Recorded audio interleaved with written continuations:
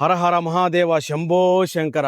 ఎవర్స్ నమస్తే అభయ. మనలేందంటే సోమనాథ్ దగ్గరకు వచ్చేసాము. కాసేపట్లో శివని దర్శించుకోబోతున్నాము. ఈ ఫుల్ డీటెయిల్స్ ఈ వ్లాగ్ గురించి తెలియాలంటే వీడియో మాత్రం స్కిప్ చేయబాకండి. వెళ్ళిపోతాం దర్శనానికి. హర హర మహాదేవ శంభో శంకర. నాయనా, గుజరాత్ లో సోమనాథ్ గుడి 12 జ్యోతిర్లింగాల్లో మొదటి స్థానంలో ఉంది. ఈ గుడిని చంద్రదేవుడు కట్టించారు. ఈ గుడిలో 24 శివలింగాలు స్థాపించి అందులో సోమనాథ్ శివలింగాన్ని మధ్యలో ఉంచారు. గుడి అయితే సముద్రం పక్కనే ఉంటది అభియ.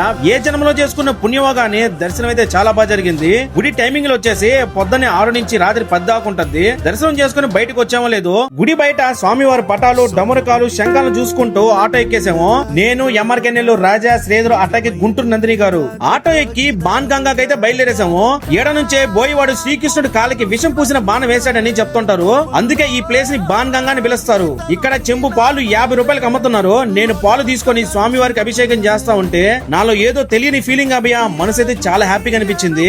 ఆ తర్వాత గుహలో ఉన్న బాలదేవ్జీ మందిరికి పోయా లోపల స్వామిని దర్శించుకున్నాను. పక్కనే ఉన్న గుళ్ళని తిరిగేసాము. ఫైనల్ గా 3 నదులు కలిసే ప్రాంతానికి వచ్చేసాము. అదే త్రివేణి సంగమం. ఈ సంగమంలో ఉన్న చేపల్ని అట్టగే కొంగలు చూస్తా ఉంటే ఆ కొసన ఒక ఇల్లు కనిపించింది. నాకు కూడా ఈ విధంగా కట్టుకోవాలనిపించింది అభయ.